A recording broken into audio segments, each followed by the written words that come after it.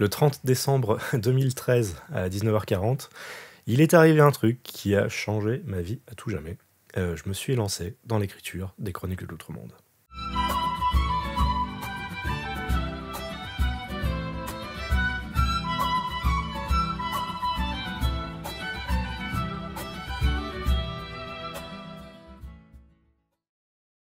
Ah ouais, déjà ça fait 10 ans. J'ai du mal à croire, hein. Franchement, le temps est passé très très vite. Mais voilà, donc j'avais envie de faire une petite vidéo bilan, making of, tout ce qui passe par la tête. Vraiment juste parler de l'Outre-Monde pour célébrer les 10 ans, à défaut d'avoir pu faire autre chose parce que j'avais pas le temps. Mais vraiment vous raconter tout ce que j'ai fait sur ces 10 années, pourquoi j'ai écrit l'Outre-Monde, comment ça s'est passé. Il y a eu pas mal d'anecdotes assez marrantes, il y en a eu d'autres beaucoup moins marrantes du coup. Ça va être la vidéo ultime sur l'Outre-Monde, tout ce que vous vouliez savoir. Il y aura quelques petits spoilers, j'annonce d'office, mais je ferai des timecodes et je préviendrai en amont. Mais voilà, vraiment, j'ai envie de parler de mon bébé, hein, j'ai envie de parler de l'œuvre de ma vie, les Chroniques de l'Outre-Monde. Alors, même si l'écriture en elle-même a commencé donc ce fameux 30 décembre 2013, il faut savoir que les Chroniques de l'Outre-Monde, ça a commencé bien plus tôt. Alors, les dates sont un peu floues dans ma tête parce que ça fait déjà quasiment 11 ans, mais normalement, officiellement, j'avais commencé l'écriture, enfin la création de l'Outre-Monde en avril 2013 à peu près, parce que je m'ennuyais dans un train, j'avais un voyage de environ 6 heures pour rentrer de chez mon ex, du coup, ouais, 6 heures de train, on s'ennuie énormément, et à ce moment-là, en fait, il y a un jeu de mots qui était l'Outre-Monde qui a popé dans ma tête, et là, je me suis mis à écrire, mais pendant, 3-4 heures, vraiment, le temps, il est passé comme ça. Mais bon, ça c'est officieusement, d'après Facebook, parce que là vraiment je me fie qu'à ça, j'aurais créé le jeu de mots de l'Outre-Monde un peu plus tôt, mais je m'en souvenais plus, et je crois que sur le moment du coup c'est ça qui m'a marqué, en fait c'est vraiment le coup de l'Outre-Monde qui est revenu, et puis ça m'a fait faire un flot mais incroyable d'idées, puisqu'en fait dans ce trajet en train j'avais vraiment tout établi. J'avais établi le fait qu'il y a un monde avec des loutres, j'avais établi le nombre de peuples qu'il y aurait, même si à la base il devait aussi y avoir des souris, mais j'ai finalement opté contre parce qu'il y avait trop de rongeurs, on va dire, trop de mammifères. Il y avait du coup l'histoire de base, parce que donc l'Outre-Monde en fait était censé être une histoire pour enfants, on va dire. C'était censé être une histoire assez simple sur le malentendu, sur les problèmes qu'on peut avoir dans le manque de communication. Parce que le pitch de base, en fait, c'était le peuple des castors a construit un barrage. Le problème, c'est que la rivière qui coule, en fait, alimente en eau le village des loutres. Et du coup, les loutres et les castors vont pas trop bien s'entendre, mais en fait, finalement, ils vont apprendre que le barrage apporte l'énergie, l'électricité, tout ça. Et du coup, c'était vraiment juste ça, hein. Il y avait que ça dans l'Outre-Monde, et c'était censé être un truc tout mignon, tout gentil. Mais dans les 9 mois qui ont précédé l'écriture donc de l'Outre-Monde et sa création, en fait, j'avais eu aussi une autre idée d'histoire en tête, qui s'appelait Les multiples vies de Léo Davis. Et dans Les multiples vies de Léo Davis, en fait, c'était donc l'histoire d'un gamin bordelais qui vit sa vie tranquillement et qui obtient des pouvoirs de manipulation temporelle. Et tout le pitch de cette histoire-là, c'était aussi que on vivait donc les multiples vies de Léo Davis, à savoir qu'il y aurait aussi eu une histoire de multivers, puisque forcément il y aurait eu des choix, des conséquences, tout ça. Mais le truc intéressant à noter, c'est que j'avais déjà imaginé cette histoire un peu avant Life is Strange. Et Life is Strange, c'était exactement le même pitch. Du coup, j'étais en mode marrant, quand Life is Strange est sorti. Donc les mois ont passé, j'ai élaboré les deux histoires en parallèle. Et ensuite, je me suis dit, attends, je vais peut-être mettre les deux histoires en une seule. Et en fait, le liant, ça a été le fait de comment Léo obtient ses pouvoirs. Puisque donc Léo passait un rituel interdit, et je me suis dit peut-être que ce rituel interdit pourrait le maudire, le transformer en animal, et comme ça il irait dans l'Outre-Monde pour être soigné. Et en fait, c'est un petit peu mon processus d'écriture en vrai. Tout l'Outre-Monde a été en fait le résultat de choix plus ou moins pragmatiques. J'expliquerai ça dans une partie un peu plus dédiée aux spoilers, mais vraiment, quasiment tous les développements de l'histoire se sont faits naturellement. C'était souvent en fait le lot de attends, donc si j'ai envie de faire ça, il faudrait que je fasse un truc comme ça pour pouvoir y arriver. Parfois, vraiment, certains des twists les plus drôles et les plus intéressants sont nés du fait que c'était juste de la simple logique, en fait. Enfin, de la logique. À mes yeux, c'était de la logique. Mais Voilà, je vous expliquerai ça tout à l'heure. Et donc pendant le processus de création donc, de l'Outre-Monde, plus spécifiquement, durant ces 9 mois en fait, j'avais une source d'inspiration assez particulière qui s'appelle Solatorobo. Solatorobo qui m'a ouvert les yeux en 2011 du fait que en fait, j'avais appris au fur et à mesure que ce jeu avait été développé sur 10 ans et que sur ces 10 ans, en fait, les gars de CyberConnect 2 avaient posé plein d'idées pour un nouveau jeu parce qu'en fait ils en démordaient pas. Parce que Namco à l'époque ne voulait pas d'un tel Concerto 2. Ils ont refusé 2 ou 3 fois je crois, au point même de jeter un de pitch à la poubelle direct. Mais le truc c'est que le staff de CyberConnect 2 n'en démordait pas. Et donc ils ont continué à créer leur univers dans leur coin, ils ont fait les jeux Naruto. Et quand les jeux Naruto se sont super bien vendus, ils sont revenus chez Namco, ils ont fait Monsieur Namco, est-ce qu'on peut faire notre suite à tel Concerto parce que bon voilà hein. Et Namco leur a dit bon bah écoutez, vous nous faites tellement de thunes avec les jeux Naruto, allez hop, faites votre petit jeu, c'est pas grave, on s'en fiche, débrouillez-vous. Et en fait c'est ce qu'ils ont fait, et du coup ils avaient ces 10 années de recherche qu'ils ont mis dans Solatorobo, au point d'avoir 3 artbooks différents de 300 pages chaque qui détaillent tout le monde. Et quand j'ai su ça, ça m'a ouvert les yeux, je me suis dit, si pour créer un jeu, il faut autant de temps de recherche et de développement, ce qui n'est pas forcément vrai, alors pour l'Outre-Monde, il faut que j'ai autant d'ambition que ça. J'ai vraiment, en fait, la création de l'Outre-Monde, c'était tous les petits détails et tout. Vraiment, j'ai tout essayé d'imaginer sur de l'Outre-Monde, en gros. Hein. Comment, en gros, ils se nourrissent, qu'est-ce qu'ils font pour s'amuser, comment est-ce qu'ils vont aux toilettes, comme ça. Voilà, même Solatorobo se pose la question. Hein. Enfin bon, bref. Solatorobo, en fait, ça m'a motivé à me surpasser pour essayer d'écrire au mieux un univers qui soit cohérent, intéressant et le plus complet possible. Ce qui ne se voit pas forcément dans les bouquins, certes, mais ça me permet aussi, justement, et ce qui a fait que ça a dérapé très rapidement, de créer plusieurs spin-offs, d'élaborer sur le monde, hein, vraiment d'essayer de créer un univers le plus cohérent possible, avec plusieurs œuvres qui pourront se répondre entre elles. Oui, parce que vraiment j'étais ambitieux, hein, j'étais très ambitieux à l'époque. Tellement ambitieux que j'avais déjà l'idée d'en faire une série animée, un film, allez, vas-y, on va faire tout ce qu'on veut, un manga, parce qu'en fait, je voulais faire de l'Outre-Monde aussi un projet transmédia. Et par transmédia, du coup, c'était une œuvre égale un média différent. Donc par exemple, l'Outre-Monde, c'était un roman. Eastern Tales, ça aurait été un manga, à la base. Il y avait aussi une idée de jeu vidéo pour potentiellement la fin de la saison 1 de l'Outre-Monde, puisque en gros, vu qu'on est dans le multivers, tous nos choix ont des conséquences différentes, et dans ce pitch de jeu, j'avais dans l'idée que il se passe un certain événement à la fin de l'Outre-Monde, enfin à la fin de la saison 1, et tous nos choix en fait pouvaient affecter ce qui allait se passer durant cet événement.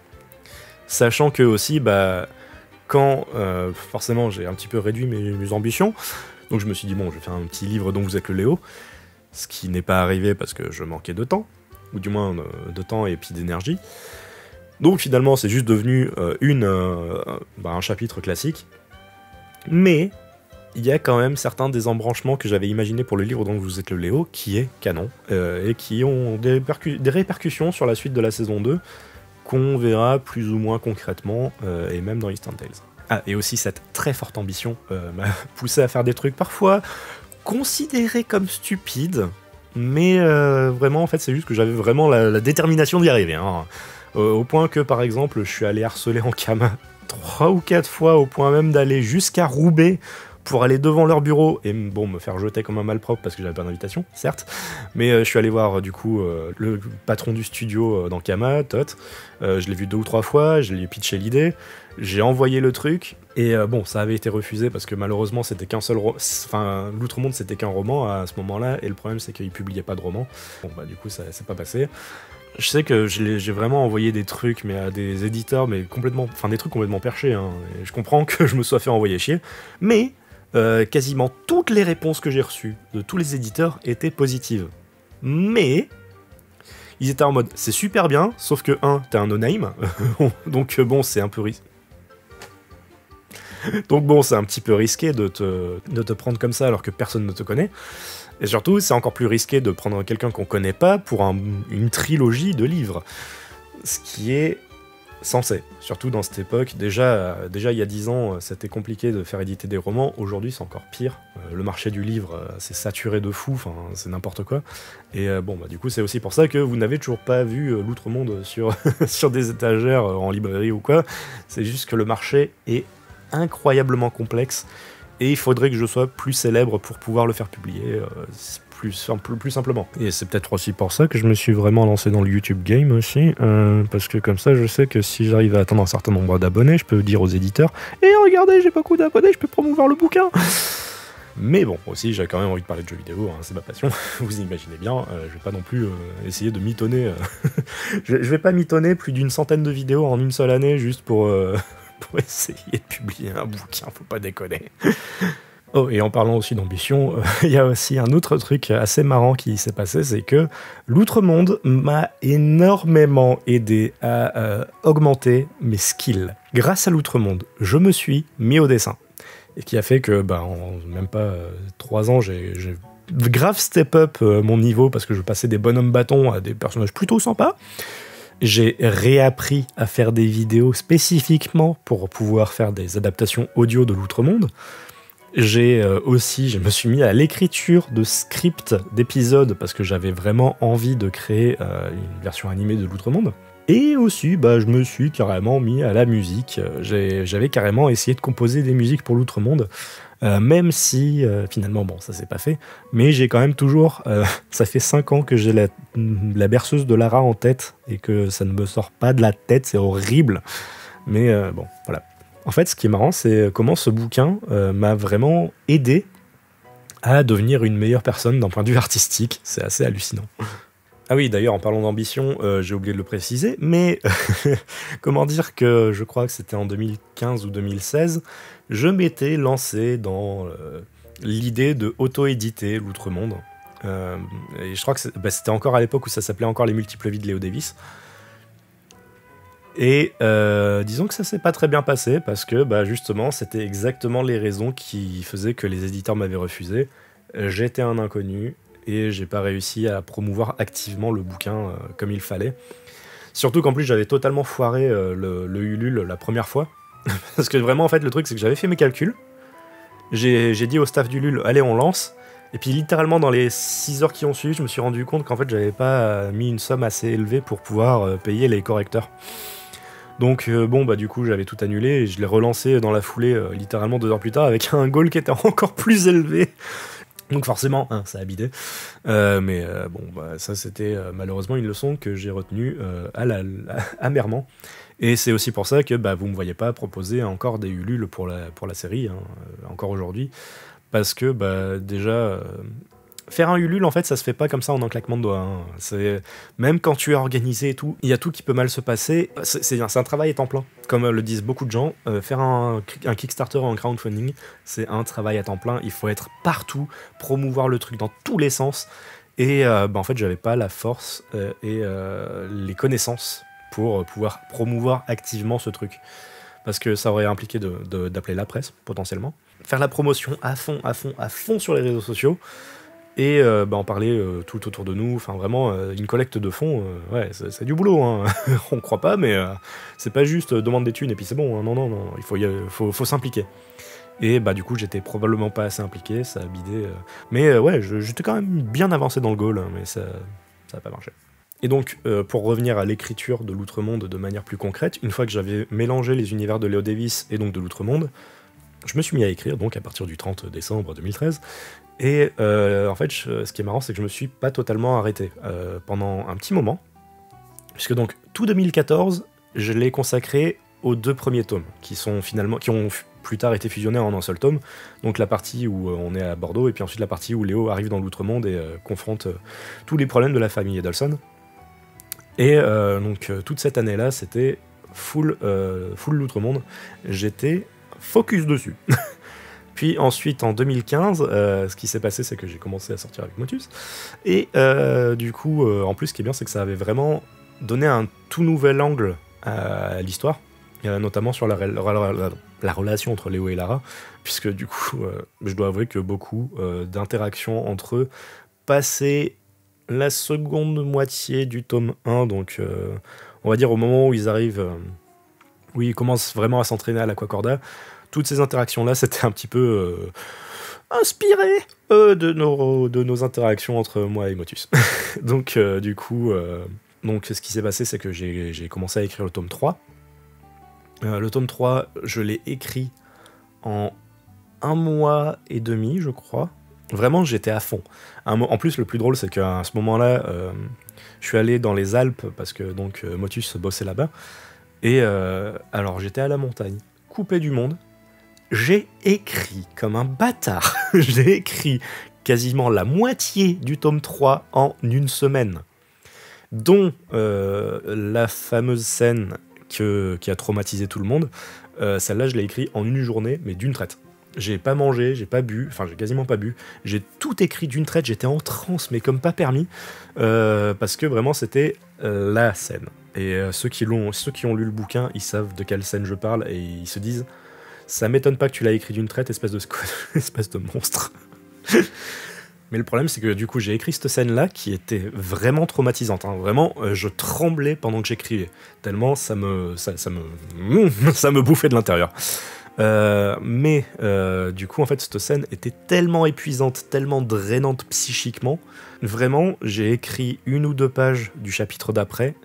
Et pendant 6 mois, je ne pouvais plus rien écrire parce que je ne savais pas comment continuer l'histoire. Sans trop en dire pour l'instant, il y a Léo et Lara qui sont paralysés dans leur lit, ils peuvent plus bouger et à un moment il était censé se passer un truc et en fait mon cerveau il a bloqué totalement, je ne pouvais plus écrire.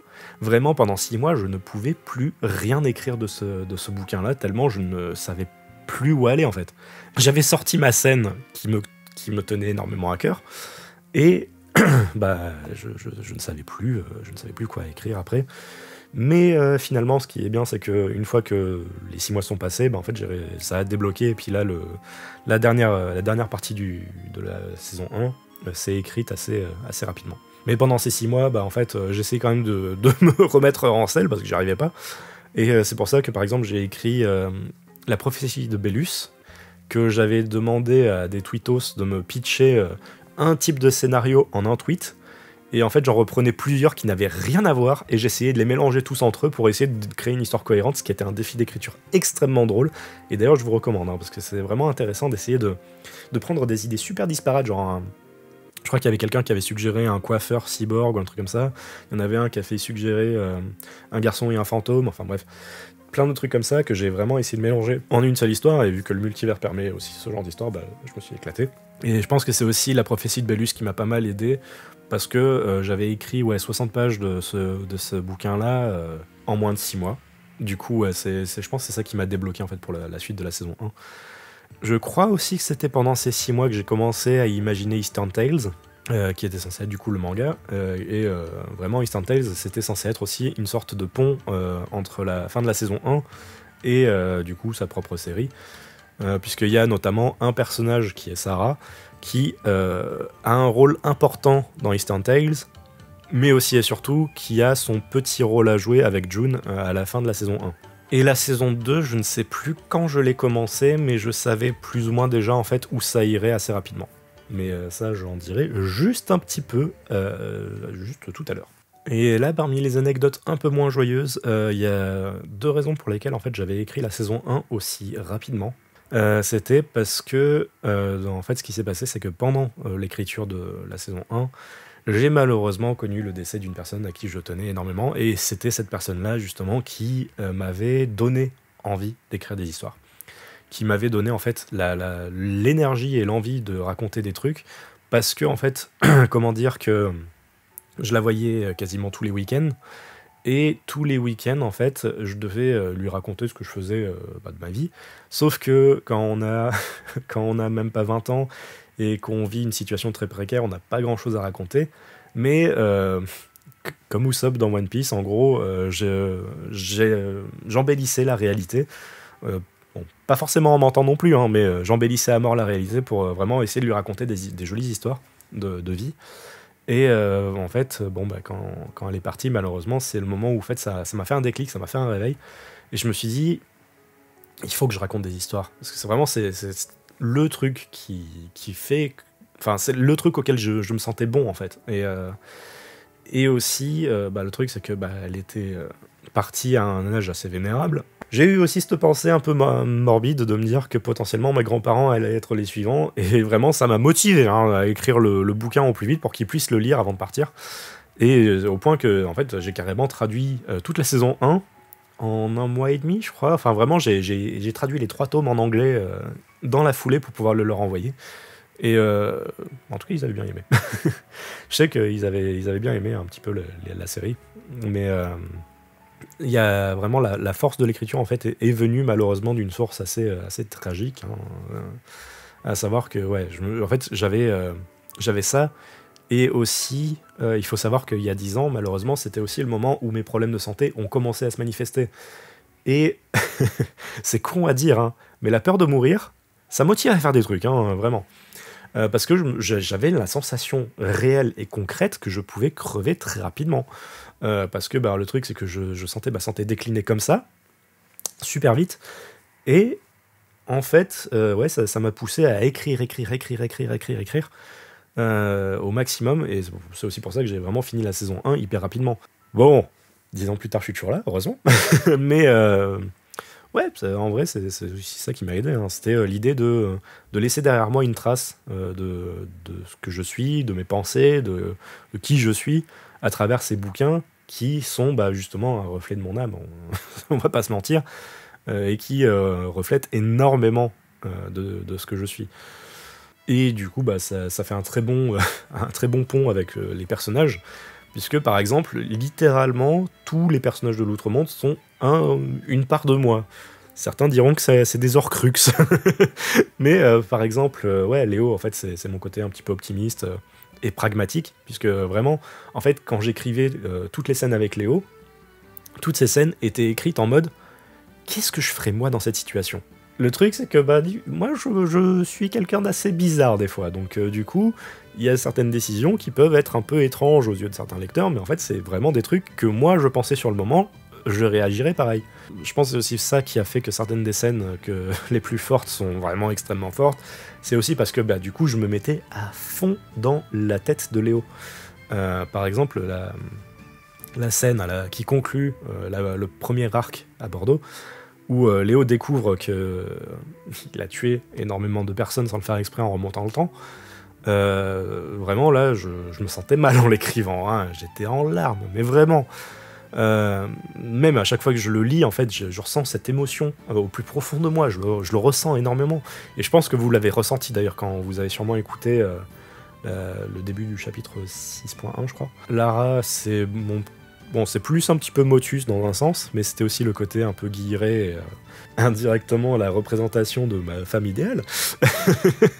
Que du coup, on sent que c'est un peu ma waifu ultime, entre guillemets. Enfin, de l'époque. Mes goûts ont changé entre-temps. Mais du coup, ensuite, quand je me suis mis avec Motus, du coup, Lara a eu pas mal de Motus en elle, entre guillemets. Et par exemple, Stan, c'est mon côté aussi un peu plus calme. Et là, je pense qu'il y en a certains qui se demandent aussi quel est le cas de Desmond. Desmond qui est devenu plus ou moins la mascotte et le personnage principal de l'Outre-Monde avec le temps. Et là, du coup, ce qui est marrant, c'est que ça remonte... Enfin, en fait, Desmond, c'est le personnage le plus pragmatique dans l'écriture que j'ai jamais écrit. Et là, je vais devoir entrer dans les spoilers. Vraiment, ça va spoiler à balle. Donc, n'hésitez pas à skip ce timecode, parce que vraiment, là, malheureusement, je vais devoir détailler un peu plus des trucs qui sont pas forcément guillerés et qui spoilent toute l'histoire de Desmond. Donc, voilà. Parce qu'en fait, Desmond, à la base... c'était juste un PNJ. Dans la seconde version de l'Outre-Monde, quand Léo était déjà dans l'histoire, en fait, j'avais dans l'idée que il y aurait donc une guerre qui allait se déclarer entre l'île de Dizia, qui s'appelait encore l'île de l'Espoir à l'époque, et le peuple de Raito, qui en fait c'est le peuple des lions qui avait été exilé plusieurs centaines d'années de ça et qui voulait récupérer l'île. Et en fait, Desmond n'était qu'un sous-fifre du roi. C'était censé juste être un simple PNJ, un personnage qui aurait une fonction, et une fois que cette fonction est faite, il disparaît. Et en gros, c'était son rôle en fait dans la première version, c'était juste de filer un flingue à Basil, qui était beaucoup plus âgé à l'époque, hein, dans cette version-là. Il devait filer un flingue à Basil pour que Basil assassine son père, pour pouvoir créer une ouverture dans l'Outre-Monde, enfin sur Dizia, pour qu'ensuite l'armée Alliance puisse venir sur l'île et l'envahir. Et en fait, ce qui s'est passé, c'est que déjà, il y a eu un changement majeur au moment où j'ai introduit les Edelson. Parce que quand les Edelson sont entrés en scène, 2 paragraphes avant que je commence à décrire Basil, je me suis dit, non, il y a quelque chose qui va pas. Et en fait, le truc qui n'allait pas, c'est que Basil était trop vieux à mes yeux, et j'ai décidé, sur un coup de tête, vraiment, j'étais en plein processus d'écriture, sur un coup de tête, j'ai décidé de raboter son âge et de le faire passer en adolescent. Et en fait, dans ma tête, directement, ça a tout changé, parce que du coup, on passait d'un jeune homme plein d'ambition et maléfique qui voulait du coup tuer son père pour pouvoir prendre le pouvoir indirectement en devenant le sous-fifre d'un roi tyrannique, à cet adolescent totalement paumé qui a perdu sa mère récemment et qui n'arrive pas à gérer ses émotions. Et en fait, quand j'ai écrit ce passage-là, quand j'ai remanié le personnage, vraiment, il n'y a pas eu d'hésitation. Il y a eu 0 hésitation. Tout s'est écrit naturellement. Et vraiment, en fait, c'est comme si le puzzle que j'avais créé s'était réadapté tout seul, en 1 seconde. Mais vraiment, c'était dans la même heure. Toute l'histoire de l'Outre-Monde avait été totalement réécrite. Et voilà, donc j'avais vraiment tout ça de réécrit en tête. Et donc, Desmond, qui était cet Oslo avec un revolver, parce que j'avais voulu faire une blague sur Metal Gear. Vraiment, Desmond n'est que de la blague de revolver Oslot. Hein. C'est l'Oslo avec un revolver. Et du coup, ce Desmond, en fait, ne servait plus à rien. Puisque, du coup, Basil n'allait plus forcément tuer son père. Mais en fait, si. Et du coup, en fait, Desmond est finalement devenu donc toujours la personne qui allait filer un flingue à Basil pour qu'il tue son père, mais il allait le manipuler à la place. Il allait manipuler Desmond, et en fait, du coup, ça a créé un autre changement dans l'Outre-Monde, qui était que, en fait, les armes à feu n'existent pas dans l'Outre-Monde. Je me suis dit, ouais, ce flingue doit venir d'une source, mais Basil ne doit pas se douter que c'est une arme, parce que les armes n'existent pas. Et c'est pour ça que, du coup, il va tuer son père par accident. Pragmatiquement, je me suis dit, c'est bizarre quand même que Desmond file un flingue à un enfant, enfin, un ado, alors que les flingues n'existent pas. Donc là, c'est là que je me suis dit, Desmond va peut-être venir d'un autre monde. Nouveau gros plot twist, Desmond est comme Léo. Donc je me suis dit, écoute, si Desmond est comme Léo, ça veut dire qu'il a probablement lui aussi des pouvoirs. Et c'est là que je me suis dit que j'allais utiliser le pouvoir que je kiffe le plus dans la plupart des histoires de super-héros et des trucs comme ça, la copie. Et aussi, indirectement, c'est malheureusement lié à un trait de personnalité que j'ai, c'est que durant mon enfance et tout, je copiais tout ce que je voyais. Hein. Par exemple, la pizza à l'ananas, j'aimais ça pour la simple et bonne raison que les Tortues Ninja aimaient les pizzas à l'ananas. Voilà, vraiment. Donc, finalement, Desmond est devenu un personnage qui copie les pouvoirs des autres. Donc, ça a impliqué qu'il était un humain. Enfin, ou une créature d'un autre monde, mais ça sera finalement un humain. Enfin, ça le rendait déjà infiniment plus intéressant que si c'était juste un simple sous-fifre. Et forcément, je me suis dit, alors pourquoi est-ce que Desmond est arrivé là ? Pourquoi est-ce qu'il est conseiller du roi ? Et pourquoi est-ce qu'il file un flingue à Basil ? Et là, en fait, vraiment, tout s'est débloqué petit à petit. Je me suis dit, en fait, là, vraiment, je spoil tout, hein. Desmond, en fait, est un humain d'un autre monde qui a voulu venir dans l'outre-monde parce qu'en fait, il a voulu changer l'histoire que sa mère lui lisait quand il était enfant, parce qu'il ne la trouvait pas assez intéressante. Et cette histoire-là, c'était la toute première version de l'outre-monde, celle avec le barrage et les loutres, vraiment, qui la livrent pour enfants. Et en fait, Desmond avait appris l'existence de l'outre-monde et il s'est dit, vas-y, je vais devenir le personnage principal de ce livre et je vais foutre le bordel, ça va être intéressant et il va y avoir une guerre et ça va être un meilleur bouquin que ce que ce conte de Benjamin Béziat avait écrit dans mon enfance. Oui, parce que du coup, je suis canon dans l'histoire aussi. Et du coup, donc il y avait ce raisonnement logique. Et ensuite, donc ce qui s'est passé, c'est que, comme vous le savez probablement à ce stade, le chapitre le plus traumatisant du bouquin, Desmond se suicide. Ce qui était aussi pour moi une volonté de... pas de glorifier le suicide, hein, bien évidemment, mais de créer en fait une sorte de fin où le méchant meurt, mais ce n'est pas une victoire pour autant. Parce que justement, en fait, le problème c'est que j'avais vu Man of Steel à l'époque, et Man of Steel a été une immense source d'inspiration pour l'Outre-Monde, dans le sens où j'ai trouvé la fin nulle à chier. Parce qu'il y a Superman qui tue Zod, et il est pas traumatisé pour un pouce, littéralement la scène suivante, il est en mode ouais, tout va bien. Et ça m'avait énervé à un point que justement je me suis dit, je vais corriger ça. Et du coup, en fait, donc Desmond se flingue, se suicide malheureusement, et là, du coup, ce qui se passe, c'est qu'en fait, bah, ça va traumatiser Léo et Lara, forcément, parce qu'il va se tuer sous leurs propres yeux.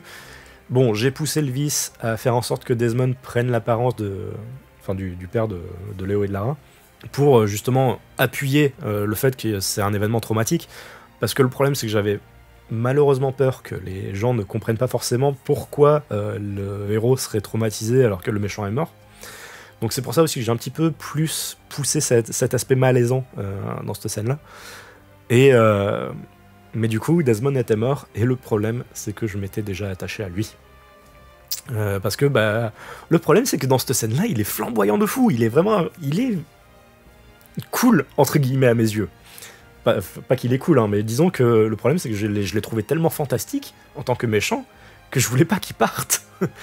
Et du coup, c'est là qu'est venu un autre raisonnement pragmatique, encore une fois. Comment faire revenir Desmond si il est mort? Et là, du coup, j'ai encore eu un nouveau déclic, et je me suis dit, qu'est-ce qui se passe quand un dieu meurt, mais pas de la main de quelqu'un d'autre, parce que quand un dieu meurt de la main de quelqu'un d'autre, normalement, bah, c'est comme dans Highlander, on pique ses pouvoirs, et le dieu, il disparaît. Mais si Desmond mourait en tant que dieu, mais par lui-même, et qu'il se suicidait, qu'est-ce qui se passerait? Bah, en fait, il respawn. Du coup, je me suis dit, allez, Desmond est un dieu, finalement. C'est pas juste un simple humain qui est passé. Et c'est là que c'est devenu super intéressant à mes yeux, parce que bah, du coup, ça me permettait de ramener Desmond à la vie, entre guillemets, mais aussi, et surtout, de pas de lui offrir une rédemption non plus, mais de lui permettre de se racheter. Parce que plus j'élaborais son histoire, en fait, plus je me rendais compte que lui aussi n'était pas un simple méchant, c'était pas le mal ultime, c'était juste un gamin qui, était totalement paumé dans sa vie, et qui, malheureusement, a choisi la voie du mal parce qu'il ne voyait pas d'autre alternative. Parce que, en tant que dieu, il peut tout faire, il a absolument aucune maturité, parce que techniquement, c'est un gamin de 12 ans qui s'était suicidé à l'époque, et du coup, voilà, c'est pour ça, en fait, que je me suis dit, il faut... Enfin, c'était l'occasion justement d'élaborer sur le personnage, et pas forcément de le rendre plus sympathique aux yeux des gens, mais de racheter ses crimes, entre guillemets, sachant aussi malheureusement que dans mon adolescence et en début de vie d'adulte, j'ai été un connard. Enfin, j'étais un connard, et je pense que c'est aussi ça en fait qui a fait que je me suis vraiment attaché à Desmond, c'est que je voyais aussi en lui un moyen pour moi, en fait, pas de me racheter, parce que, bah, encore une fois, certains trucs que j'ai fait sont impardonnables, et j'ai pas envie de me faire pardonner pour ça, hein, vraiment. Et du coup, Desmond, en fait, j'avais vraiment envie d'essayer de lui offrir pas une fin heureuse, mais une fin où il serait satisfait, entre guillemets, de partir dans de bons termes. Même si on a déconné, en fait, on aura cette culpabilité en nous. On ne pourra pas se racheter, on ne pourra jamais. Mais on pourra quand même faire ce qu'on peut pour essayer de créer un présent et un avenir qui sont plus positifs. Là, vous sentez que je suis un petit peu émotionnel. Et ouais, vraiment, en fait, c'est cette idée-là, en fait. Parce que je vis avec cette culpabilité encore aujourd'hui. Le passé, malheureusement, bah, je peux pas l'effacer. Ça fait plus de 10 ans que j'essaye, en fait, de bâtir un présent et un futur qui sont plus positifs. C'est pour ça, par exemple, que je me lance plus trop dans les... Par exemple, sur Twitter, enfin, les débats où j'attaque ad hominem des personnes. Ce que j'ai fait, hein, justement, c'est ce que je faisais à l'époque, parce que je n'avais aucune conscience des autres. Et bah, c'est pour ça, en vrai, vraiment, dans ces 10 dernières années, j'essaye vraiment de rendre le monde plus positif. Bon, ça m'empêche pas de taper sur le gouvernement de temps en temps, mais bon, ça c'est autre chose. Mais voilà, c'est probablement indirectement ce qui fait que je m'attache autant à Desmond, et que pour ça, c'est aussi pour ça que j'ai écrit son histoire d'une telle manière. C'est aussi pour dire aux gens, vous avez peut-être été des connards avant, vous avez peut-être fait des trucs absolument immondes, mais il n'est pas trop tard. C'est pas la peine de réclamer le pardon pour ce qui s'est passé avant, mais c'est l'occasion d'essayer de se rattraper. Et même si malheureusement vous allez vous ramasser des tombereaux de merde dans la vie parce que c'est justifié. Vous récolterez sûrement la merde que vous avez semée et malheureusement si vous êtes un minimum mature, faudra l'assumer. Mais si vous vous en êtes rendu compte et que vous voulez rendre les choses meilleures, faites-le. Ça, c'est vraiment le message que je voulais transmettre avec l'histoire de Desmond. Et c'est aussi pour ça qu'il a une sorte de redemption arc qui n'est pas non plus totalement satisfaisant. Du moins qui n'est pas en mode full Naruto, en mode oh là là, t'as peut-être génocidé 3 milliards de ninjas, mais tiens, je te pardonne. Non, vraiment, j'ai essayé de... ça fait Naruto sur les bords dans la saison 2, mais c'est pas non plus totalement Naruto. Hein. Vous verrez. Mais voilà, en fait, du coup, ce qui se passe, c'est que Desmond, en fait, se rend compte au début du tome suivant, une fois qu'il a respawn, que en fait, le monde dans lequel il est tout aussi réel que le sien, et que tout ce qu'il a fait avait des conséquences. Et là, du coup, en fait, quelque chose en lui va se briser. Et son côté maléfique va se briser parce qu'il se rend compte qu'en fait, il a fait du mal aux gens.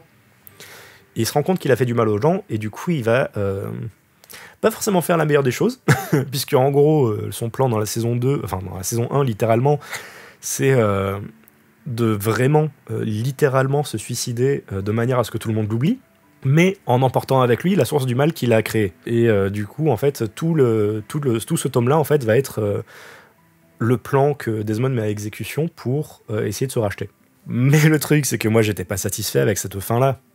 Et forcément, le truc, c'est que je voulais quand même aussi ramener Desmond d'une certaine manière pour qu'il puisse enfin répondre de ce qu'il a fait et lui offrir justement ce que j'ai dit tout à l'heure, de lui permettre de revenir d'une manière qui fait qu'il pourra continuer d'être son vrai lui, parce que au fond, en fait, avant qu'il devienne un dieu, Desmond n'était pas un mauvais bougre, c'était vraiment juste un gamin qui était juste paumé et qui manquait d'amis. Et vraiment, en fait, de ce postulat-là, je me suis dit, comment est-ce que je ramène Desmond alors que techniquement, 1, il était déjà mort, mais il était devenu un dieu, et 2, là, il s'est fait buter, mais par quelqu'un d'autre, et du coup, normalement, il a disparu. Et c'est là que j'ai eu l'idée du monde des dieux morts. Donc dans la saison 2, en fait, Desmond est dans le monde des dieux morts, hein, et il va purger sa peine littéralement en prison. Et c'est comme ça qu'il va... en fait, qui va, on va dire, se racheter. Mais le truc, c'est que, tout comme moi, Léo n'était pas satisfait avec cette conclusion, parce que surtout, il a appris au moment de la mort de Desmond qu'en fait, Desmond était au courant qu'il avait déconné, et a fait tout ce qu'il avait voulu faire, selon lui, qui permettrait de se racheter. Mais sauf que Léo, non, lui, il voulait pas entendre ça. Il voulait juste entendre la vérité de la bouche de Desmond, et ensuite décider de lui-même. Alors que, du coup, Desmond a volé la victoire de Léo, et du coup, Léo est sans réponse, sans rien. Et donc, c'est pour ça que, en fait, il va y avoir un accident magique qui fait que Léo et Desmond vont se revoir, encore une fois, pour enfin discuter et mettre leurs différends de côté pour enfin devenir amis, en fait. Offrant à tous les deux en fait, ce qu'ils désirent chacun, en gros l'amitié de quelqu'un, quoi. Mais, et attention, hein, je préfère le préciser, c'est pas non plus une rédemption pure et dure. Léo sera traumatisé à vie, il aura des PTSD tout le temps, quand il y a des triggers qui sont déclenchés. Mais non, justement, je veux pas un pouce. Putain. Il aura des triggers qui seront déclenchés, et même malgré ça, il va jamais pardonner à Desmond ce qui s'est passé. Enfin, faut pas déconner. Hein. Desmond a fait la pire des choses possibles et imaginables, et il va jamais avoir le pardon de Léo pour ça. Ce qui aussi va être appuyé par le fait que, par exemple, il existe un certain personnage que Desmond avait tué de façon froide au moment où il avait totalement pété un câble, et ce personnage-là, il va le confronter à nouveau, mais lui, contrairement à Léo, va être dans la direction opposée. Il va toujours en avoir après lui, et Desmond n'aura jamais son pardon. Et du coup, vraiment, en fait, c'est deux fins de saison à chaque fois douce amère, mais toujours dans l'idée que non, il n'y aura jamais de happy ending, mais il y a toujours moyen de faire mieux après. Ça, c'est l'Outre-Monde pour moi. C'est... Le monde n'est pas 100% joyeux, le monde est cruel, difficile et parfois froid, mais on peut trouver des moyens, en fait, pour rendre notre vie meilleure, et surtout, il faut absolument qu'on fasse tout ce qu'il faut pour rendre la vie des autres meilleure. Et comme ça, par l'extension, notre vie sera meilleure aussi. Et vraiment, c'est le message en fait, que j'avais envie de donner avec l'Outre-Monde de manière globale. Et là, je sais pas comment conclure cette partie-là, mais bon. Et bon, là, du coup, c'est un spoil que j'ai un petit peu spoilé en début d'année, mais l'Outre-Monde, pour moi, en fait, c'est aussi une occasion de me découvrir moi-même. Bon, et même si techniquement j'ai toujours pas fini d'écrire la saison 2, vraiment il reste encore un gros blanc au milieu de la saison 2, j'ai écrit le début et la fin, mais du coup j'ai déjà planché sur la saison 3, forcément en 10 ans on turbine. Et la saison 3, en fait ce qui est marrant, c'est que c'est non seulement encore une fois né d'un simple bout de pragmatisme qui a eu des longues conséquences, mais ça a permis aussi pour moi d'explorer ce que j'ai vécu en début d'année, à savoir le fait que j'ai fait une introspection totale de moi-même. J'ai réfléchi à mon identité de genre, par exemple. Parce que, par exemple, dans la saison 2 en fait, de l'Outre-Monde, ce qui est marrant, c'est que tout le pitch de la saison 2, en fait, c'est que Léo et Lara vont escalader une tour pour essayer d'atteindre Desmond, pour pouvoir enfin lui parler. Et en fait, c'est sous la forme d'un jeu créé par les dieux. Et en fait, chaque étage a un jeu différent. Et un de ces jeux se passe dans l'étage des inversions. Et ce qui est marrant, c'est que vraiment, c'était full pragmatique. Je me suis dit, alors, il y a l'échange de sens, de gravité. Par exemple, le sol devient le plafond devient le sol, la gauche devient la droite, le temps s'écoule à l'envers. Et aussi, je me suis dit, ah bah tiens, les genres peuvent être inversés. Et c'est pour ça que, par exemple, Léo et Lara vont du coup changer de genre. C'est juste par pur pragmatisme. À la base. Hein, c'est vraiment juste, oh bah tiens, ils sont à l'étage des inversions, donc forcément, Léo devient une fille et puis Lara un garçon. Et ensuite, je me suis dit, attends une seconde. Enfin, Léo et Lara possèdent le pouvoir de métamorphose du fait qu'ils sont passés, mais qu'ils ont réussi à être purifiés, donc ils peuvent se transformer à volonté entre les formes animales et humaines. Mais du coup, si ils sont transformés par une force extérieure, est-ce que leur pouvoir pourrait pas s'imprégner de cette force extérieure pour qu'ils débloquent une nouvelle transformation ? Et ce qui veut dire que par exemple, si Léo était transformé en cheval ou en âne, il pourrait avoir aussi plus tard la transformation en cheval ou en âne. Hein. C'est une possibilité que je pose là. Qui n'arrivera jamais, hein, mais bon, bref. Du coup, ça voulait dire que durant la saison 2, Léo et Lara acquièrent la possibilité de se transformer dans le genre opposé. Et du coup, ça a fait qu'en plein début d'année, je me suis dit, mais attends, ça peut me permettre de débloquer des nouvelles portes sur l'exploration du genre. Et ça, j'ai trouvé ça fascinant. Rien qu'en tant qu'écrivain, en fait, je trouve ça fascinant, mais pas d'un point de vue regarde, c'est un garçon et une fille. Non, vraiment d'explorer les différences de perception des gens par rapport au genre. Et indirectement, du coup, ça m'a permis aussi, moi aussi, de remettre un petit peu en question mon genre et d'explorer un peu plus ce que c'est que ma propre non-binarité, par exemple.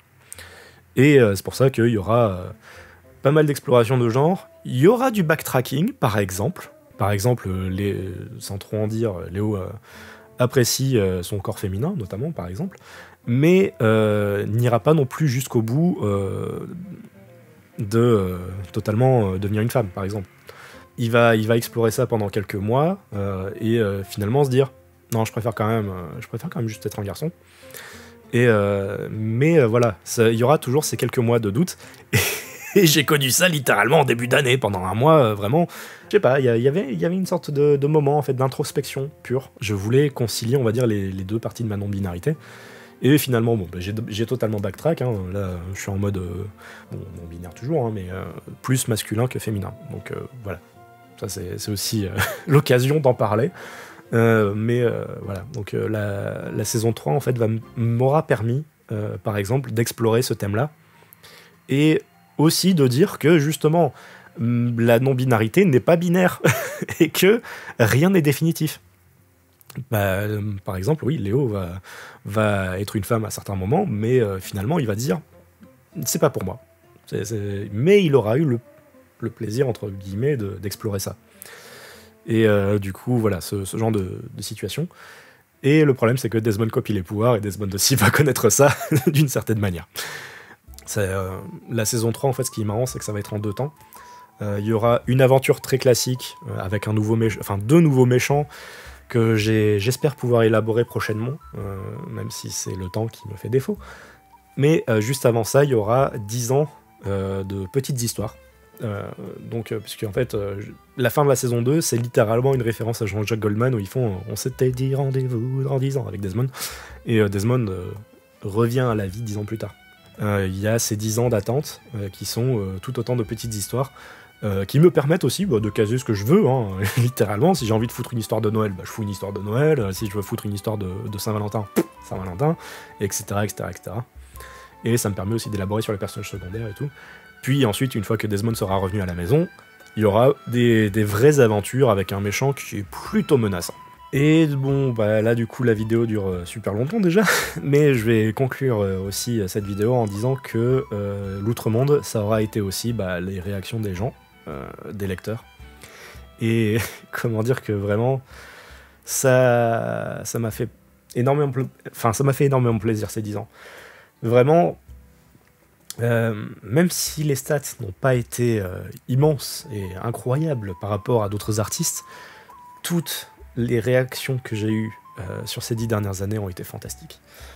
Vraiment, là, je sens l'émotion monter déjà, mais vraiment, je suis heureux d'avoir eu autant de commentaires positifs des gens, autant de traumatisés aussi, vraiment, de savoir que la scène qui m'a traumatisé les a traumatisés aussi, ça me fait plaisir indirectement. Mais vous imaginez pas les murs d'insultes que j'ai reçus à ce moment-là, c'était très très drôle. Mais aussi, tous les fanarts, tous les dessins que j'ai reçus également, tous les projets que ça a créé, et vraiment, mais votre soutien en fait a été incroyable. Vraiment, merci énormément.